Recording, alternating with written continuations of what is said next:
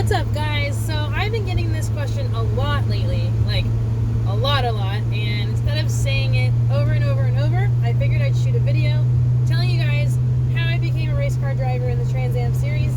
My story is kind of unique because I didn't start racing when I was 5 or 6 or 8 or anything like that. I started driving in autocross when I was 16 because that's when I got my first car, and literally it just progressed up from there. And when I was autocrossing, I didn't have the money to autocross, even though it was only like 40 or 50 bucks.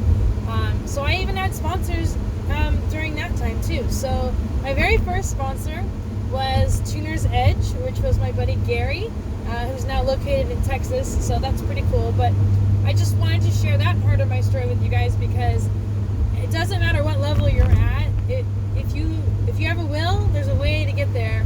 And that's what I've always lived by. So, number one, I started autocrossing. I did that for like 5 years, and then that was back in like 2005.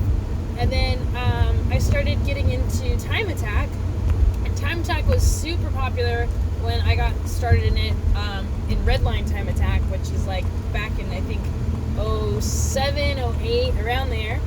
And I did redline time attack. I was one of the only females in it. That didn't really matter. But I was pretty much just racing my daily driven car, which was a Mazda Speed Protege, and I became the first female to ever podium in time attack, and it was a lot of fun, and it was a perfect stepping stone to start getting into racing.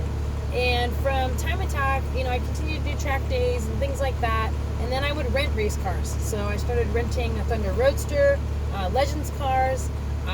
I got some time in a Spec Miata, just track day stuff though. I didn't do anything extreme with that.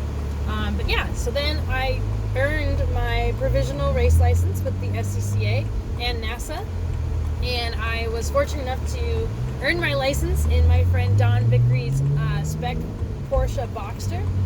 And gosh, that was an awesome car to drive. It was a lot of fun. It wasn't a whole lot of power, but it was mid-engine, so you had to learn how to balance the car, and they spin really easy if you're familiar with them. But anyways, that's when I got my race license in, because I didn't have a race car at the time, and it's hard to get a license if you don't have a race car, but it's not impossible. So now you can rent cars, you can go to racing school.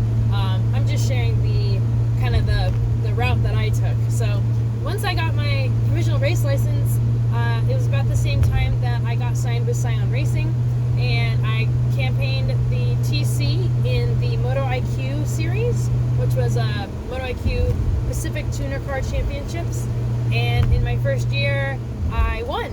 I became the champion of the Moto IQ series with Scion Racing in a Scion TC that was prepared by Dynamic Autosport. It was a turbocharged TC. I think it made about 300 horsepower, and we won the series by 1 point. So it was a super exciting year, really great for me. I started to believe in myself a little bit more, like I could actually really go and do this and be a race car driver. And it also helped me get my name out there. And from there, I then wanted to pursue a series called the United States Touring Car Championship Series. And at that time, Scion was being talked about kind of going away, which didn't happen until a year later. But in 2015, I was no longer part of the Scion Racing team, and as a severance, I was given the Scion FRS, and it was my choice if I wanted to continue racing with it, or sell it, or just keep it as a street car. And Anthony and I, of course, went all in, and within, no time, started to raise money and look for sponsorship for the season.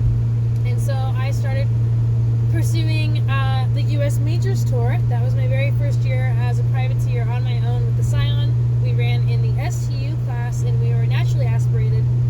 And yeah, we won the STU championship for the Western Conference division, which was completely unexpected. I just wanted to go racing. I mean, there's pictures of me driving that car. This is when it was the OD green, with stock wheels on it, with Hoosier tires mounted to the stock wheels, and we just found a way to get it done. We didn't care about where we finished. We just wanted to be out there, and I needed to get the seat time, and we had had a freaking blast. It was amazing. I mean, I had some of the best races that year, and yeah, it was a ton of fun. So from there, in 2016, I was fortunate enough to partner with Edelbrock, and we worked with the SCCA to get the Edelbrock kit approved for STU. So in 2016, 2017, and 2018, I ran the Scion FRS with the neon yellow livery that you guys all know, and did really well with it. Ended up finishing, I think, second in 2016 overall, and then in 2017, I started to get into GT1 cars thanks to my really good friend Tim Adelson. He built me a beautiful GT1 car, the number 30, the black Monte Carlo that you guys have probably seen on my Facebook and Instagram.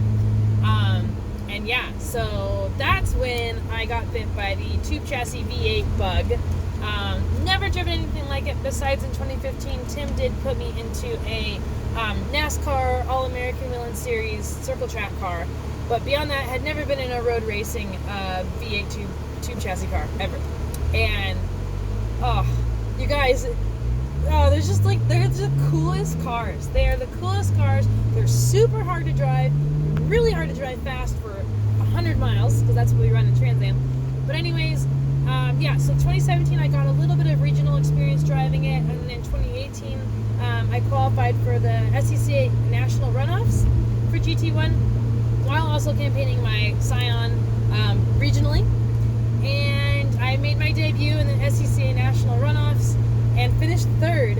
Probably one of my best races to date, one of my highest accolades. Just an amazing experience to be making a debut in the National Runoffs in the highest class of GT1. Just a crazy week of racing, and yeah, ended up on the podium with Preston Calvert and Michael Lewis, two amazing drivers. Just such an honor to even be in a race with them, let alone share the podium. So that was last year in 2018, October, and then in December I sold, actually I didn't sell it yet, but I ended up selling my Scion, all my motors that I had built for it, all my spare parts, wheels, tires, the seat belts, you name it. Every spare part I had, I sold. I sold everything to be able to buy my TA2 car. And I was just so freaking pumped when I got it. It was December 26th. Anthony and I and Moxie drove to Texas to pick it up from Napoleon Motorsports. And I did my first test day in January, and then I didn't drive it at all until the first race of Trans Am in April. But anyways, guys, sorry, getting a little off track, because I love what I've been able to do and share it with you guys. But that's kind of the steps I took to get to where I am today. I'm self-funded right now. I'm a privateer, racing against some really big guys with lots of money. But I don't care. I'm living my dream. I never in the world thought I would ever own a Trans Am car, let alone a TA2 car, and own the team and be racing in the series. It's seriously it's the most amazing thing. I don't even care where I finish, as long as I keep progressing and getting better. And I'm just learning so much, because this car is so different to drive than the Scion or any other production car that I've driven.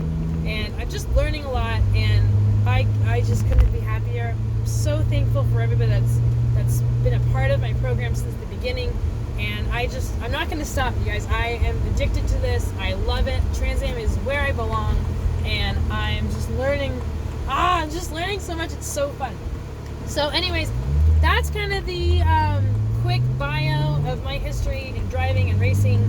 And there's a little bit of indoor go-karting through there, but ultimately, you guys, I just kind of never stopped. I picked it up, started running with it, and never looked back. So that doesn't mean, that means